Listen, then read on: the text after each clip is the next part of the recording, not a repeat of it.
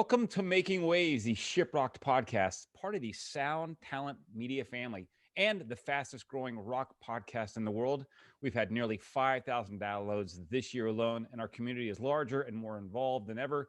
Thank you so much for your support, and remember to review, rate, subscribe, and share. Well, this is episode 48, and we're super stoked. ShipRocked and Making Waves takes a lot of pride. And I spoke to our guest off camera or off air about this. We're super stoked about always turning people on to new bands, new acts that we find incredible for one, and we think have an incredible future. And we're always glad to be kind of this little launching pad for them. So with that said, we're going to welcome Joey from VRSTY NYC. Bud, thank you so much for taking this Wednesday evening with us.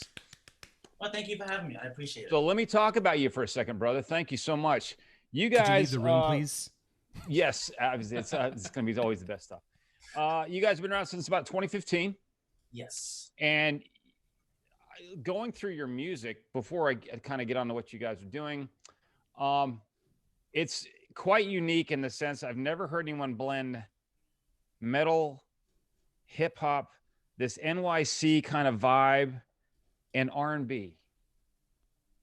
But we'll get on about that because it really is something special. It really is. So you guys, you got a new single out, Montero, and Which heading rules, out this summer. Yeah, absolutely, it's great, and it's a single. We're gonna spend some time with that song alone.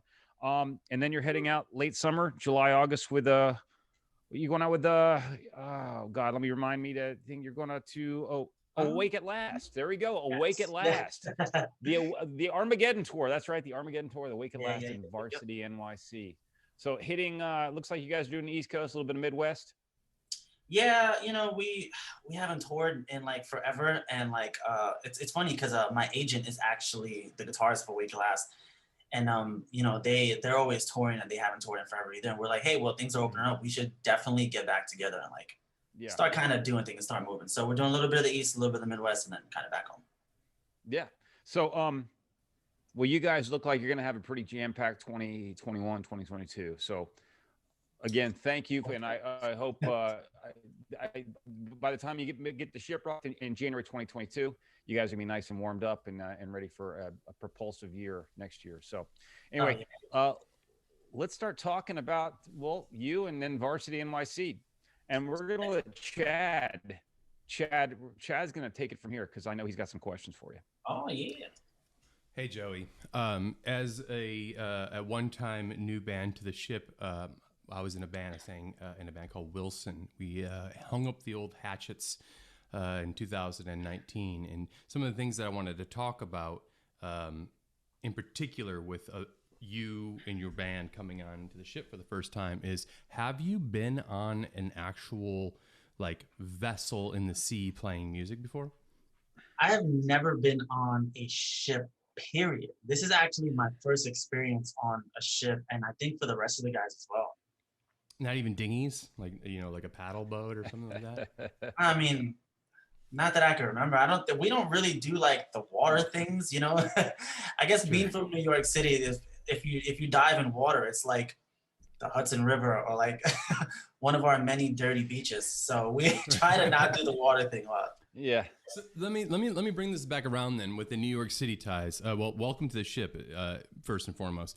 But with New York City, whereabouts do you guys live? And can you tell me a little bit about like the formation? I know this is kind of maybe trivial stuff for you, but our listeners are hearing about it for the first time. So if you don't mind talking about the heart and soul of what the band, where the band resides and how you found your brothers in noise, that'd be great. Yeah, so we're all from New York City. We don't all live in New York City right now. I do, my bassist does, and my guitarist does. My drummer currently lives in Pennsylvania, not Philly. He has like a house and everything else out there. He made it out. Is that Chris, right? Is his name? Yeah. That's the goal. You're in here, but eventually you need a house, and houses in New York City cost millions of dollars, which we don't have. Totally. They're all kind of people that I've known for years, like literal years. It's kind of weird because we weren't always in this band together, or even this band was like a thought. It's kind of like this band wasn't even really a band at first. It was just a solo project. Like I did it by myself, and I like wrote and recorded the music, and then I threw it out there. And, you know, I did like we got some shows and whatever else, and then after a couple of years, we're like, hey, you guys want to kind of do this seriously? And that was, and now we're here. So that's literally the history of this band. Did you guys grow up together though? Like the start of the core of the band, or anybody that you're making music with currently? You know, how long have you guys known each other, I suppose? So me and my bassist kind of grew up together. Like we even went to like the same junior high schools and stuff like that. And then my guitarist Paul, I've known him for probably maybe about like 15 years also, through like different bands and stuff like that. My drummer was more of like a recent friend that hadn't come in, you know, for a couple of years and stuff like that. But me and my bassist Javi and Paul have known each other for like years. Right on. So I was reading some interesting facts in the bio. For instance, your first record came out in 2015, correct? Yeah. And then full length after that was 2019. Well, we haven't really put out a full length yet. It's all been EPs, which is kind of weird. Oh, okay. Well, yeah. Excuse me. I am so sorry. One of the things that I found in between that 2015 record and 2019 EP, or both are EPs, is you did a song with Johnny Craig, right? Yeah, Did you guys have a previous relationship in that camp, or how did that all come together? I kind of knew him from just like I worked for like a bunch of bands, like doing merch and stuff like that. And then I kind of met him through like all of that. And it's funny because when we did that song, I wasn't really talking to him as much, but I had reached out and I was like, hey, listen, Johnny, like I got this song, like I think it'd be fun, like if you were on it. And it was actually his birthday, and he heard the song and literally was like, yeah, I'm just gonna do it right now. And he kind of like did it, and then we just put it out. Were you guys together in the same room, or he was just like, yeah, we did it. We did it in the living room. Oh, we didn't even do it in the studio. Like I recorded him while we were eating spaghetti. What kind of spaghetti? That's a very important question to you, man. I think it was like Chef Boyardee. Like it was just like, there we go. It was just straight out of the can. Like, let's just eat this and record this and just be done with it. Yeah. But so moving forward from that, I noticed what I did notice is in your discography, and even if there are singles in 2020, it seems like you guys kept pretty busy without, you know, moving in the typical sense of a band. I saw what you released, like 5 singles or something, 6 singles or something like that. Yeah, so it's kind of weird. In the beginning of 2020, we had just got off a tour, and that was when we got approached, by our record label. And we had already had the EP that is out now, Cloud City, and we were just going to release it ourselves.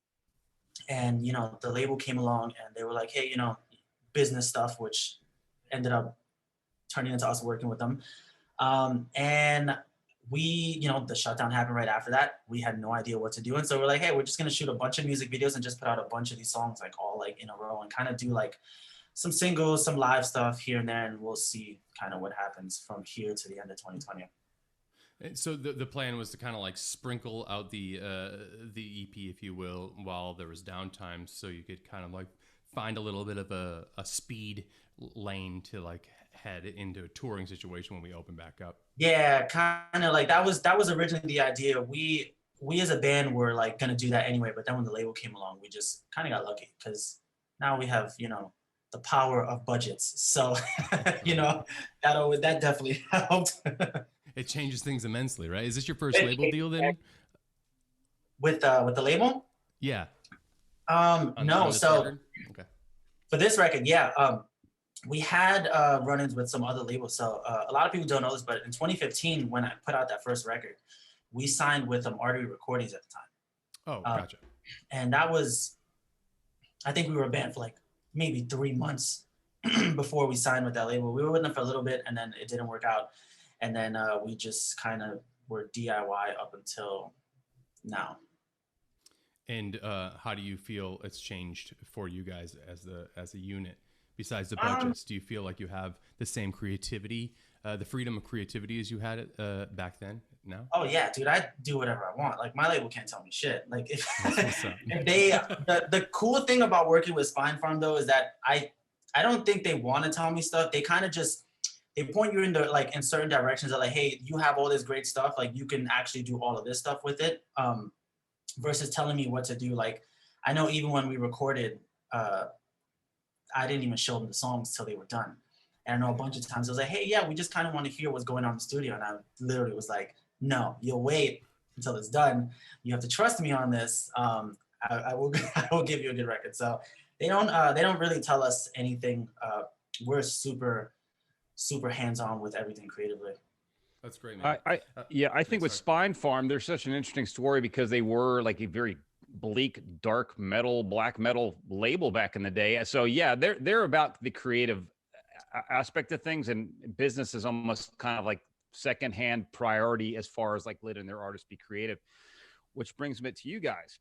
So being from New York City, which has a rich history in everything from New York hardcore, which is legendary, iconic. I used to work at Revelation Records, man. So I know how important it is to kind of keep the standard that New York City sets for hip hop, R&B, metal, and then hardcore.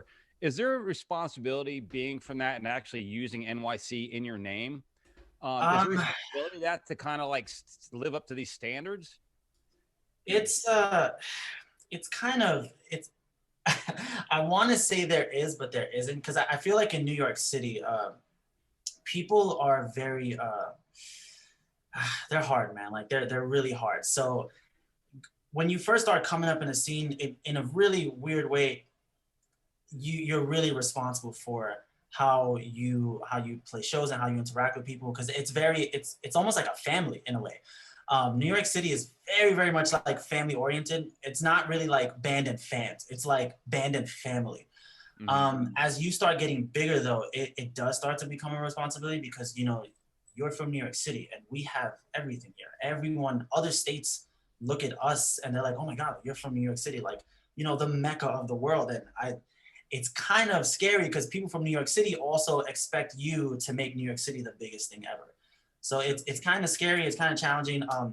I kind of don't really mind it too much though. I love challenges, and also being from New York, that's like something we thrive in. Like we like being put in the dirt because we just like growing from it, you know, like we're all just dirty trees that just grow into these big, dirtier trees. That's right.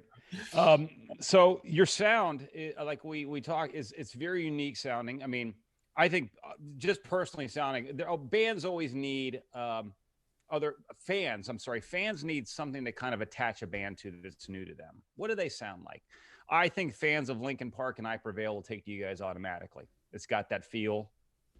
Clean. It's clean, but heavy when it needs, when it's time to be heavy. And let's talk about the new single Montero.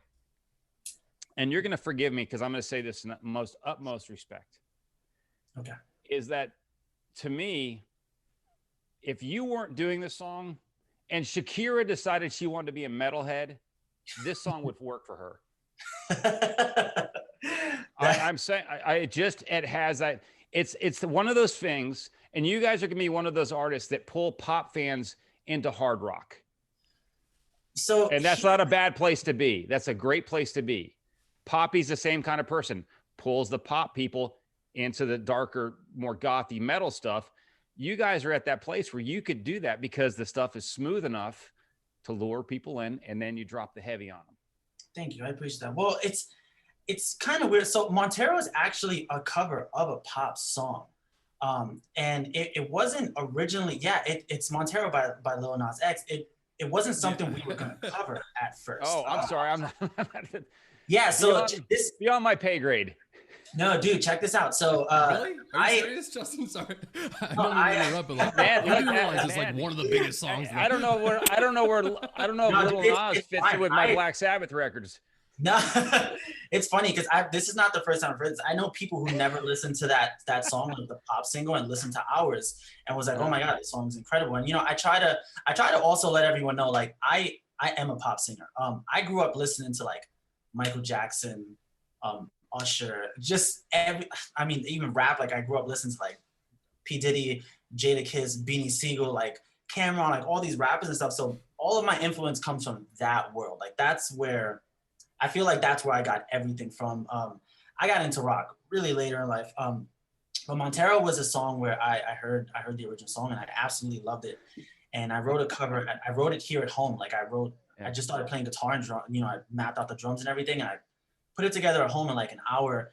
and I sent it to the label. I was like, yeah, this would kind of be like fun to cover. And they were like, dude, you should 100% do this. Like, this is sick. But I didn't know if it was going to work because I don't necessarily know if people want to hear that stuff from us. So to hear even you say like that, you like, dude, I'm a pretty savvy guy. And to me, it just sounds like, man, they wrote a great pop song that translates into a hard rock song.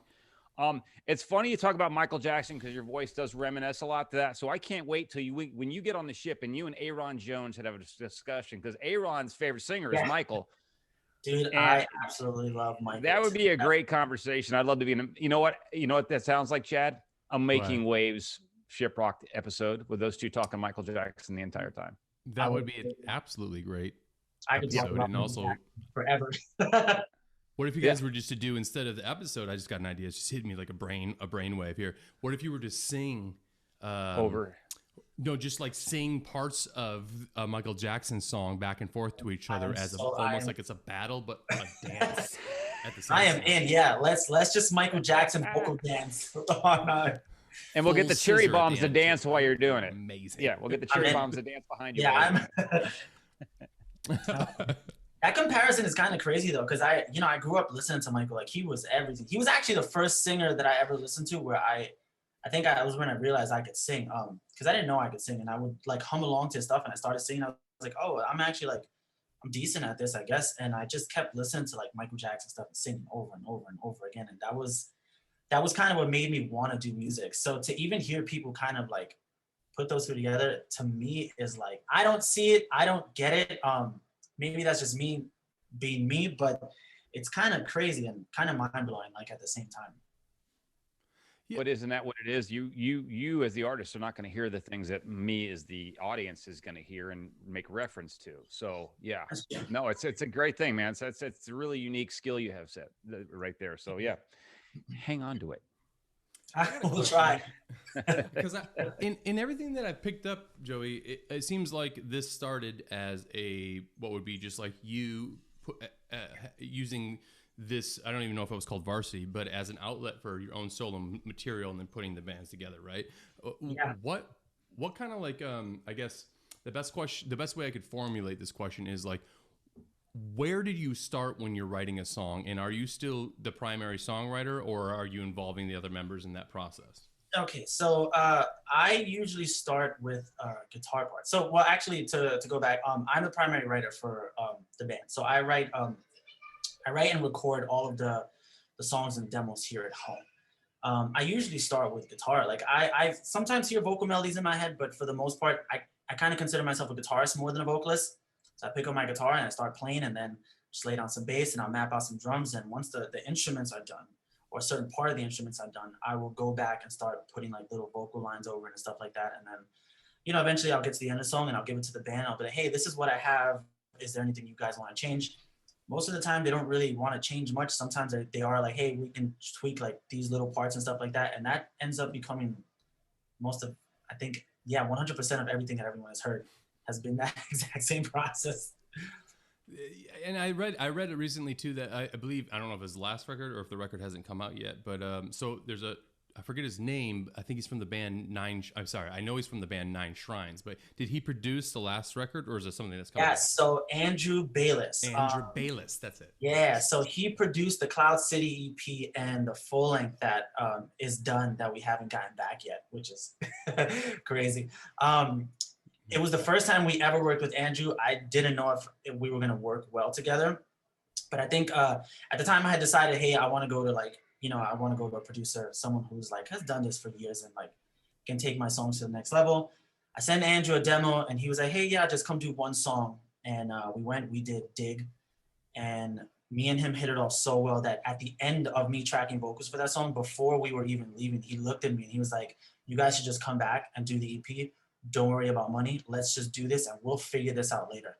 And in the middle of doing that whole thing, Spine Farm had come along, and then they came, and then we were like, yeah, we want to do a record. I immediately was like, yeah, I want to do like a full record with Andrew. It's weird in this business how sometimes a story just writes itself by literally the connections that you make. You know, like you were saying, even your agent, right? Your agent is in a band that as well, and I'm assuming that he didn't just like stumble upon you guys in some sort of internet way. He probably was playing with his band, right? You know, and you guys were playing together, and at some point in time, he became what he's doing. He's like, "I got you. Let's do this," right? I'm just guessing. Yep, that's actually exactly how it happened. Well, then you have the building as a human that's been in and out of this area for a long time. You have the building blocks of a great story. Simply, it seems like when you enter the room recognizes the energy that is, you know, that you're bringing with it yourself, and also how it reacts to the other people in the room. So, congratulations on being a human that fucks Thank you. really hard. That's great. Hey, Joey, with regards to, you said you kind of came to rock a little bit later. What moved you in that direction? What was there, something you heard or just kind of influenced you, like caught up with you, or? No, so I was only listening to like pop, rap, and stuff like that. And then in high school, one of my friends, his name is Vincent. He came to school one day and he was like, "Hey man, I there's this band I think you should listen to," and it was Killswitch Engage. And he let me listen to Killswitch Engage, and I remember this like it was yesterday. I remember hearing it for the first time and thinking, "Holy crap! Like people in rock like sound like this," and I got like super sucked into Killswitch Engage. And then at the time, you know, I was singing, but I wasn't really like singing full time. I was more so a guitarist. So I got into Adam D as a guitarist, and I started like looking up like Guitar World magazines and stuff, and he would talk about other bands like As I Lay Dying and all these other bands, and I started getting into like everything guitar wise. And then you know, I want to say a couple of months passed, and that same friend was like, "Hey, there's a show going on, you should come." And I remember this perfectly. It was a Silverstein show. It was Silverstein, From First to Last, and Thrice. And I remember going to the show, and at the time, Sonny Moore was in From First to Last. This is before he was Skrillex. Oh yeah. And he got on stage and he started singing, and at that moment I was like, this is what I want to do. Like this is what I want to do and nothing else. And I think from then on I was like, I gotta be in a band. Like I want to be a singer of a band. I want to do something. Was it, with like regards to Killswitch, was it just the way they were able to meld the clean melodic with just the heavy? Was this when Jesse was singing, or is this when Howard was singing? This was when Howard was singing. Okay. So I remember listening to, I think it was The End of Heartache. Oh God. I think it was that song. And yeah, I listened to the guitars and like the instruments, and I'm like, this is good. And then Howard starts singing, and it's like, what the hell is this? Like I still get that feeling today. Like I could listen to like Killswitch Engage or like just Howard in general and be like, this is absolutely insane. But that like completely like sucked me in. I think after that point on, I was like, this is like, I'm in love with rock and I'm never going back. Yeah, I mean, that sound kind of changed metal for a while. That kind of the clean and dirty stuff mixed in. Fear Factory, everyone was kind of doing that thing.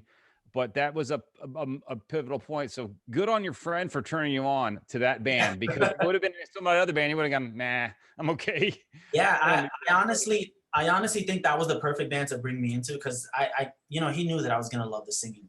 I had no idea who this band was, and I think Howard must have said it. He must have sang a sentence before I was like, I don't care what the rest of the song is. Like, I already love it. I'm already interested. Have you checked out his new band, Light the Fire? Oh yeah, I like follow it. Does. I love Howard. Oh, good.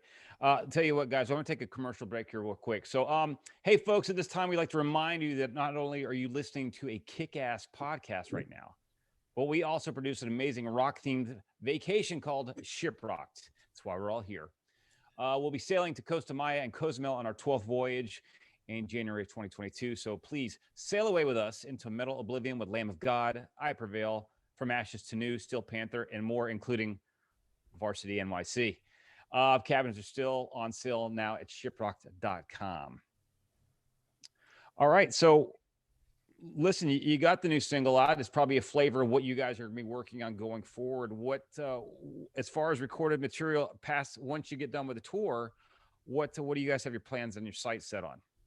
So we have a full-length record that's already done and everything. We're just, you know, we're going to start like filming a bunch of music videos and everything else for it. It is by far the weirdest thing I've ever written in my entire life. I'm so super, super, super terrified of putting this stuff out, but it's that's what we're doing. We're gonna try to make sure we have that out. Maybe hopefully sometime this year, get a couple of videos out, put out a couple of singles and stuff like that. Could I ask you, without giving too much away, what is it that's terrifying about it? The styles. So I have, there's obviously, you know, there's songs that are like pop metal songs. There are songs that are kind of like country metal. It's really weird. Like a lot of people don't know this. I am really into like Southern rock and like just like that Southern twangy like guitar sound. And there's a couple of songs where we wrote, and it's like, hey, I want to do like something kind of like countryish on this, but mix it with metal. But I'm gonna sing pop stuff over this, and I wasn't sure how it was gonna work. And these songs ended up all making the record. And so now I'm like, well, it's scary to try something new, you know? There's a ballad on the record, which is also something I've never done like ever. It's just a bunch of different, I think the style wise, I tried a lot of really weird stuff that I've never done. So I'm like really scared, but I'm also excited.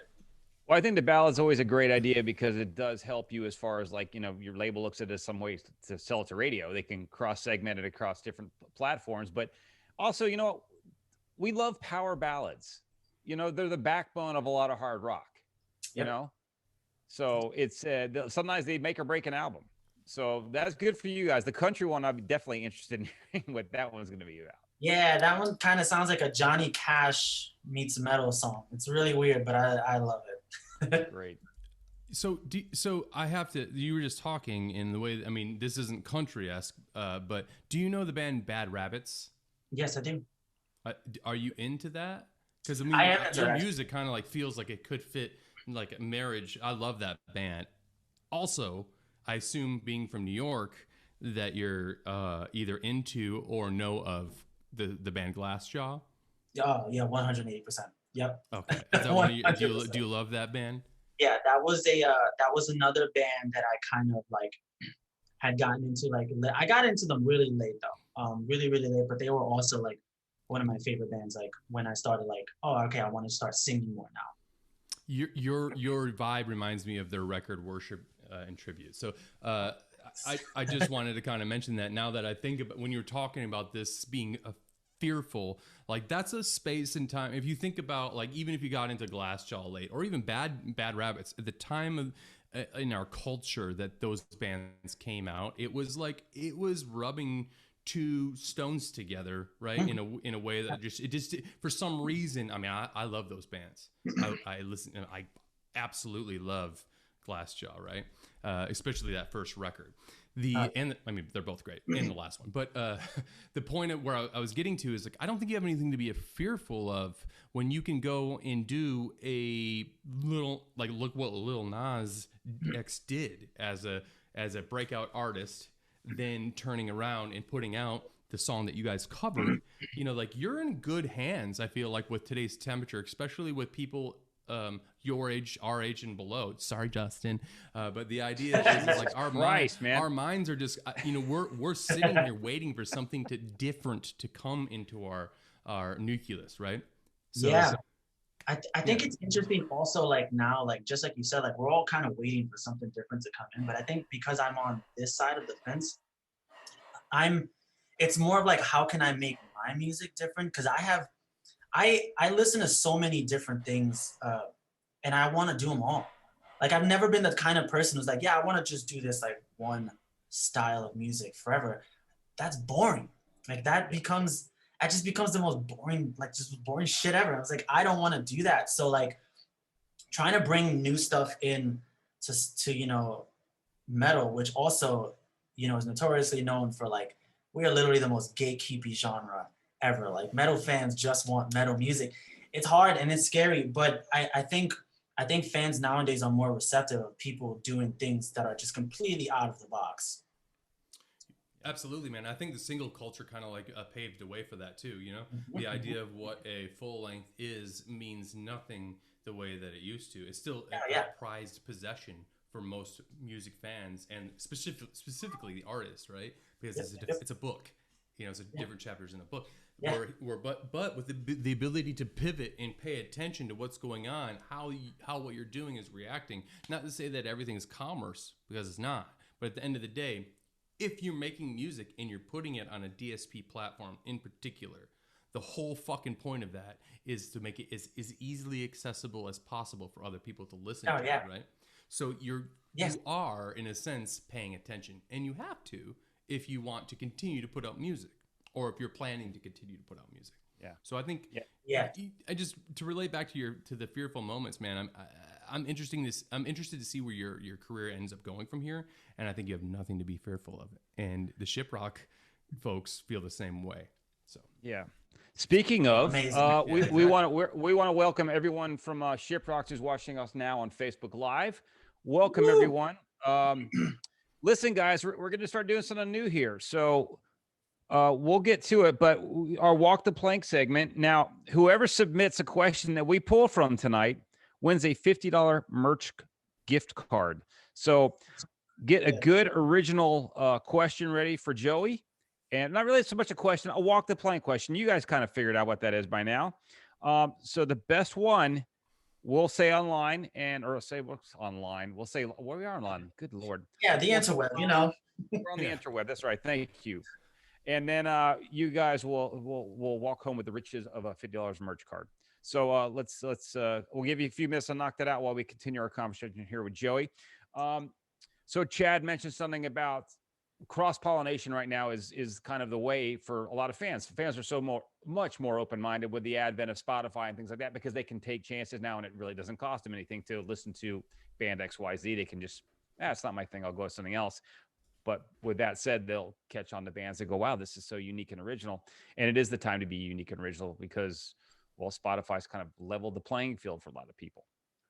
Oh, yeah. And one other thing, I think Chad made a great point. Glassjaw 10 years ago, 15 years ago was like listening. Well, it was hard. It was a hard listen. And it's like Dillinger Escape Plan. But now you listen to them now and you're like, man, these guys are so iconic. They were so ahead of the game. We finally kind of caught up with them. Yeah. And also, that's always the Dillinger Escape Plan, that's the best band name in the world. Just want to throw that out there. That is literally the best band name ever. They are definitely the most adventurous, dynamic, and harmful to one another. They're amazing though. They're great. Yeah, I would never want to get in a clash between Ben and Greg on stage. That would just be brutal. So anyway, earlier, and folks, when you guys listen to the full podcast, when we drop it this Monday, you'll hear Chad and Joey talking about, the essence of sailing on a boat and being a musician. And this is going to be Joey's first run, not only on ShipRocked, but on a boat. So we're going to talk about that for a few minutes and what he can expect, he and the band actually can expect from not only the performances, but your fan interaction. Yeah. Listen, one of the things we can tell you is that your shows are going to go, by the time you guys are on in January, everyone's going to be very well versed in who you are, either seeing you live or really digging your record, because we create our Spotify playlist for ShipRocked, and you guys are part of that. So people will get turned on to it and keep going. And by the time you roll around, they're going to know everything you're doing. They're going to know every nuance in every song. So when you guys are playing the deck stage or wherever we got you, it's going to be raucous, and it's going to be, and Chad can attest this better than anyone, it's somewhat of a game changer for the advent of your career. You know what's funny about it? Oh, sorry. Go ahead. I've never been on a ship. I'm interested to see what it would be like for us, like actually playing music on a ship. I've never been on a ship, so to be playing on one, I guess it also still hasn't hit me that we're doing this. Like I can talk about it, sounds like, oh yeah, we're doing ShipRocked, but it hasn't. I don't think it'll hit me until we get on the boat. So I'm like super excited for this, like super excited for it.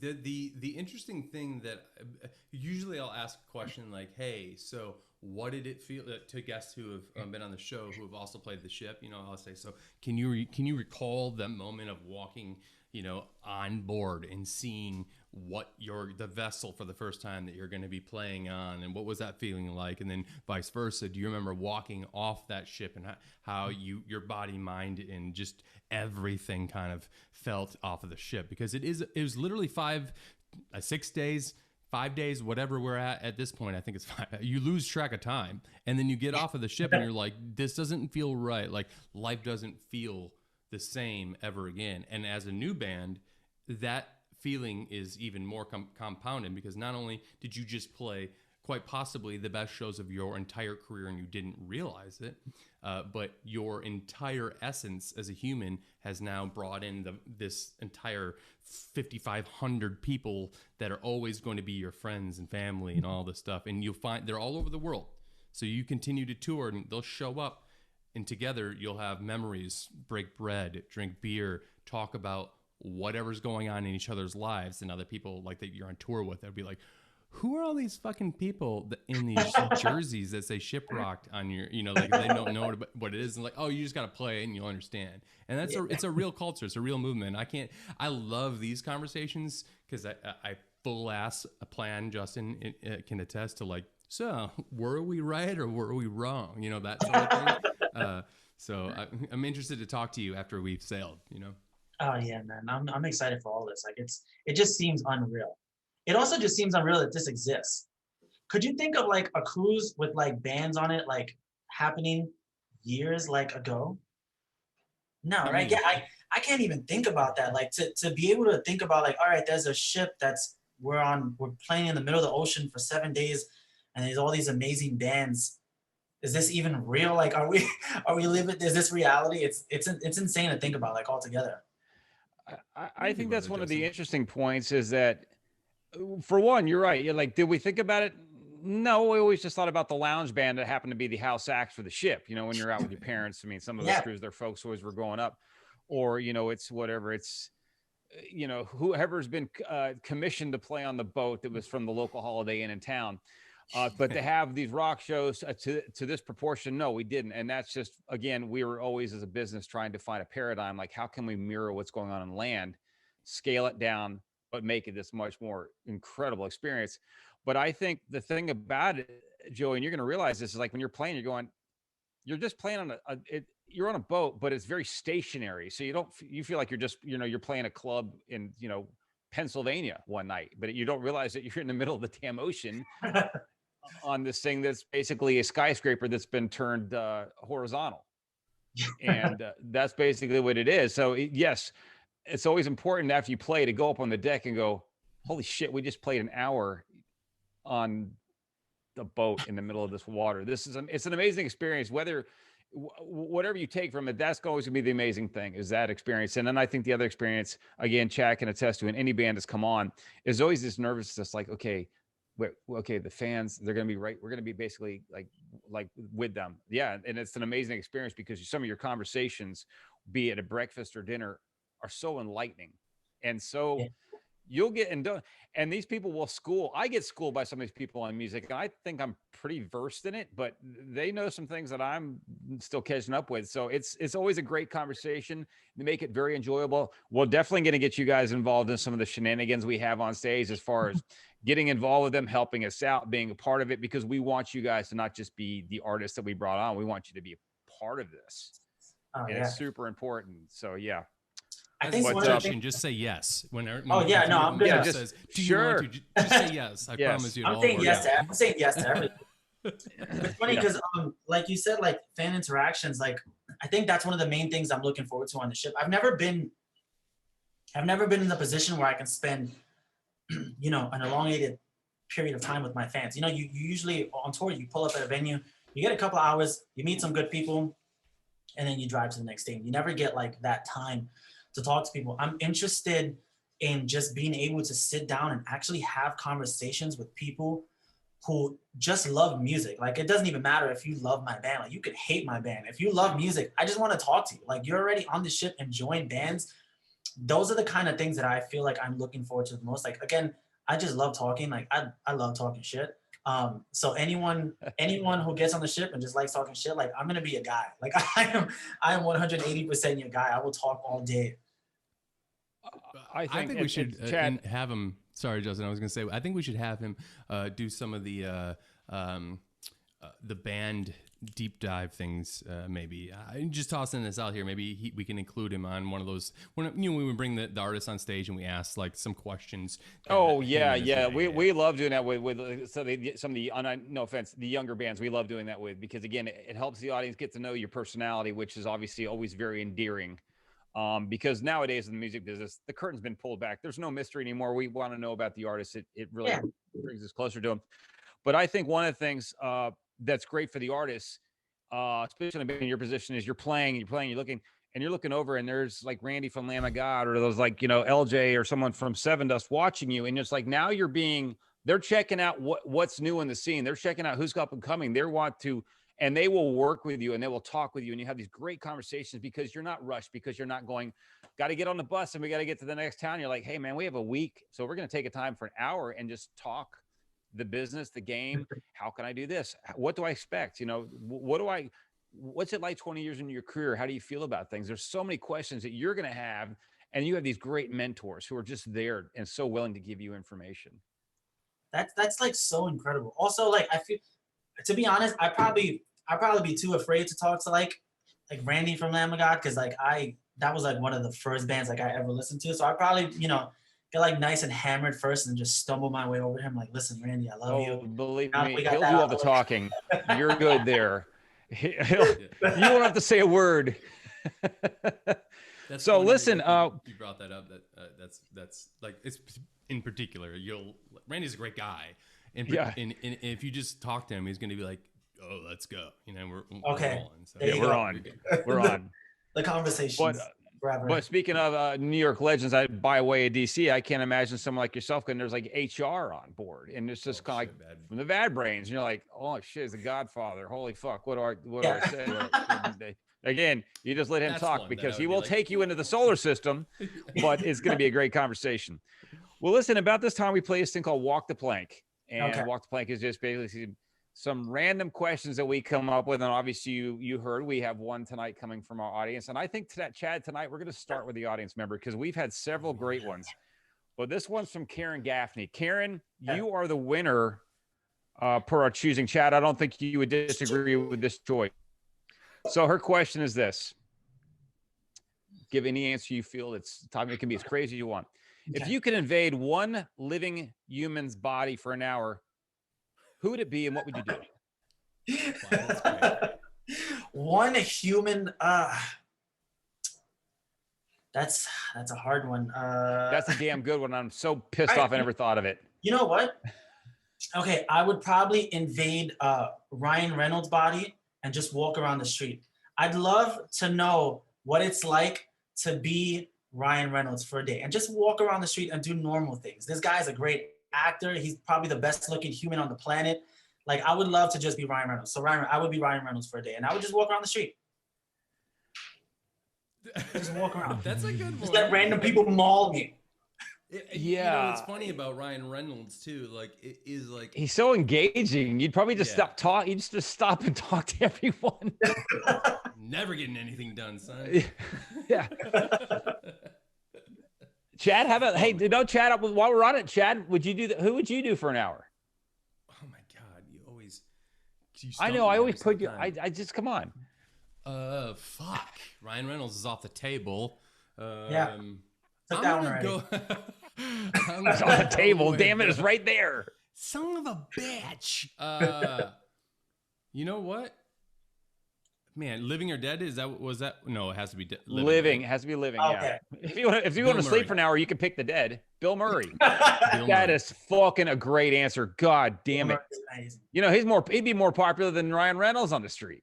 Oh yeah, 180%. My first choice would have been Robin Williams, but it's living. Is not. Yeah. No, dude, that's amazing.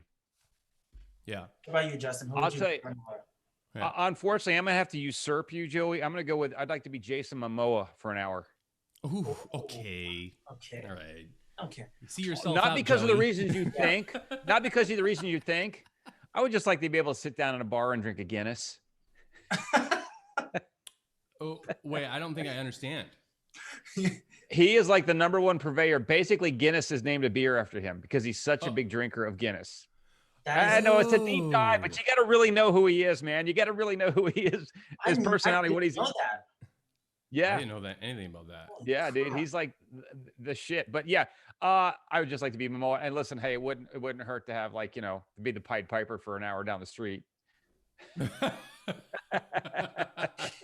I got that one. Yeah, thank you. Well, that's a good question. Congratulations. What was Karen? That was Karen Gaffney. Karen, we'll get with you afterwards. You'll be getting your $50 gift certificate. Get the leggings. They're super hot. Yeah, especially in the summer because it's warm outside. It's warm outside. I mean, from the yoga class, man. Yeah, Chad, what's your walk the plank, dude? All right, man. So check this out, Joey. Can you hear me okay?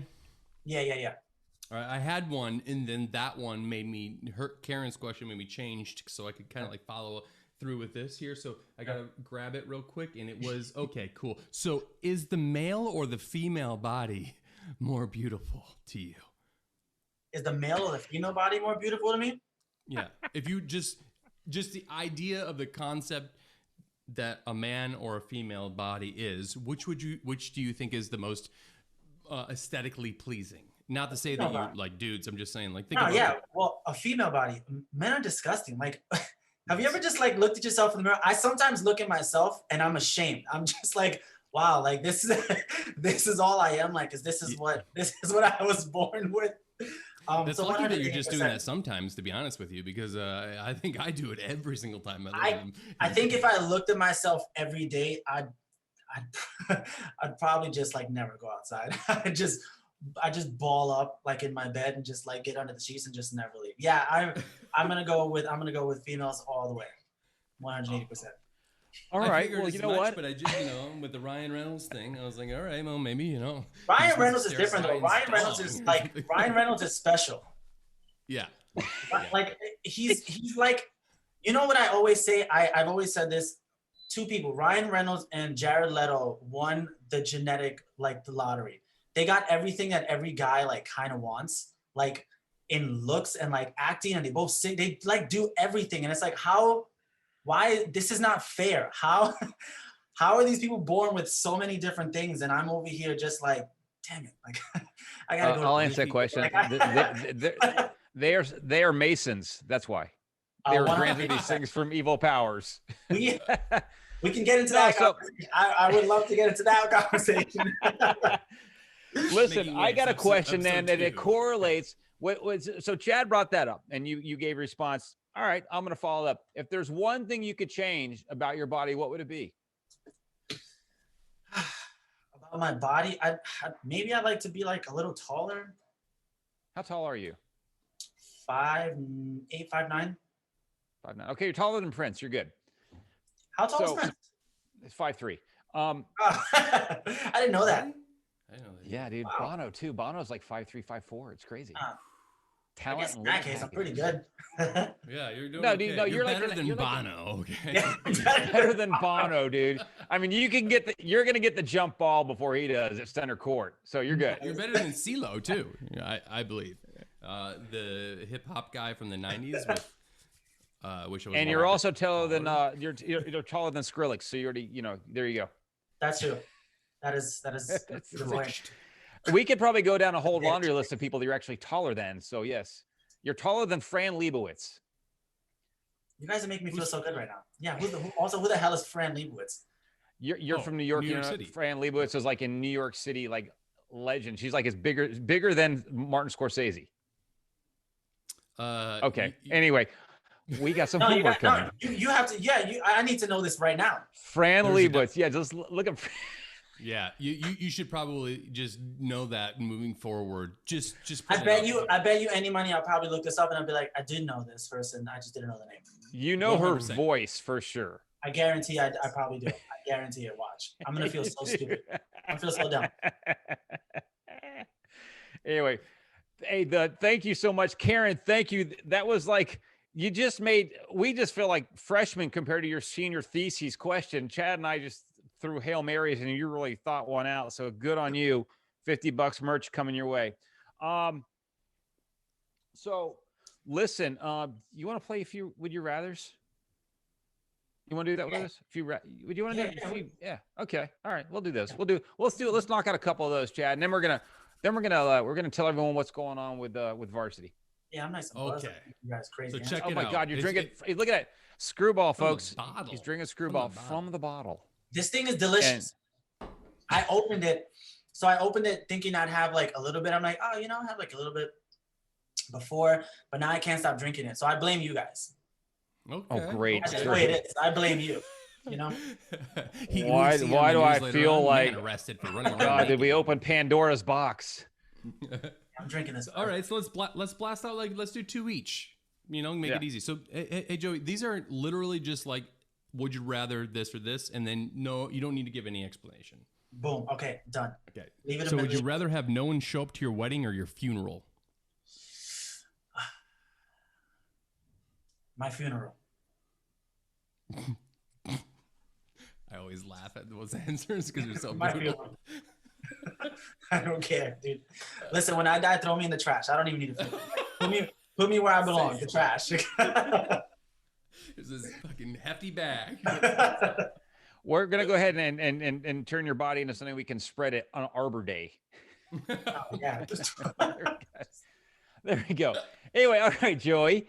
Would you rather socks or underwear be banished forever?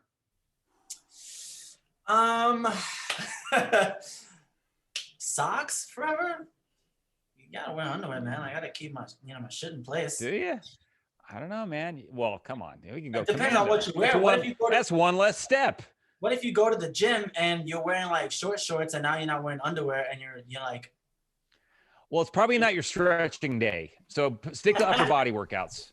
No squats. Or it's somebody else's stretching day and you just gifted them a great moment of life.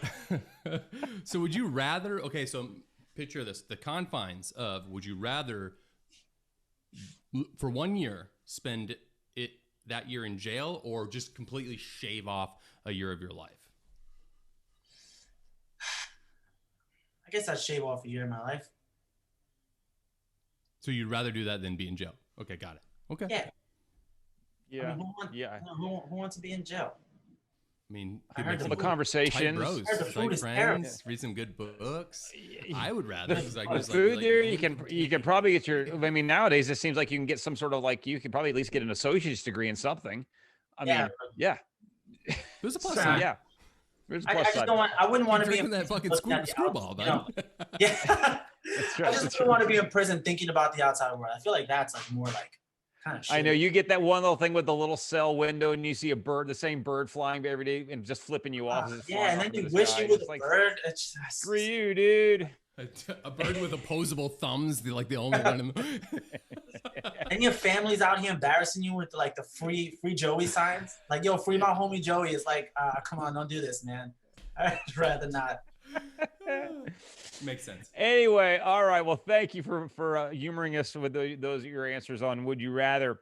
Listen, guys, Varsity's going out with Awake at Last. Awake at Last. Jesus, I'm having tongue-tied. Awake at Last for a summer tour here in July and August, working on new material. The album, he says, is going to be genre bending. So prepare yourselves for that.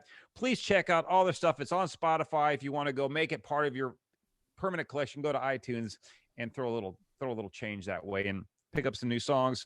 Check out Cloud City and obviously the new song, which is a little Nas song I've come to find out, Montero, which the band makes sound like one of their originals. So run with that. Joey, is there anything you want to tell our listening audience while we still have you? Yeah, thank you for supporting me and the guys who make up Varsity. And also, if you see me on the ship, I start drinking the moment I wake up. So if you see me, just be ready. Full on. I literally wake up. Butthole over here, guys. Yep, I'm just gonna wake up, drink. I might make it to the stage. Who knows? Who knows? The thing is, we have a habit to come. We go find artists. So we will knock on every door till we find you. Go, showtime. Let's go. That's 10 fine. minutes. You can drag me on stage, just throw me in the middle, sprawled out. It's fine. Well, yeah. Or we're gonna have to say playing the part of Joey tonight for this 10 o'clock set on the stage will be Chad. So yeah, Chad. This is And happening I'm just now. gonna fucking butcher it the whole time. Yeah. You don't think I butcher my own sets? And you got a lot of Anyway, guys, well, listen, everyone out there, thanks for listening to Making Waves, the ShipRocked podcast, part of the Sound Talent Media family and the fastest growing rock music podcast in the world. That is a fact, by the way. We checked the stats. We've had nearly 5,000 downloads this year alone, and our community is growing larger and more involved than ever. So thank you much for your support. And remember to review, rate, and subscribe and share with all your best friends. And also, anything you really do helps us spread the word about our awesome guests and their music. Plus, everybody, and this is no lie, everybody gets a free puppy. Anyway, hey, on behalf of myself, Justin, if you don't Press, take yours, we throw them in the fucking ocean. So just take your free puppy. Oh my God Almighty! Hi, how are you? Good to see you. No, Anyway, listen, on behalf of myself, Justin Press, thank you to my co-host, Chad Nicefeld. By himself on that, just so you guys know. Thank you to Joey Valera from VRSTY for joining us tonight. Thank you, obviously, Chad Nicefeld, and all the Ask For Entertainment family, including our show engineer, Jennifer Zito, our producer, Alan McManus, our show coordinator, Heather Smith, and, of course, the Captain, Alan Koenig. None of this would be possible without those folks. So we just want to remind you to rock hard and vacation harder. You guys have a good evening and rest of your week. And we're going to do this again next week. We got some extra special stuff coming up, guys. So pay attention to your inboxes and to our social media stuff. And remember, check out VRSTY. You can find them on Instagram, Facebook, and just go find their music and go see them when they play your town. All right. Take care, everyone. Thanks again, bud. Bye, dude.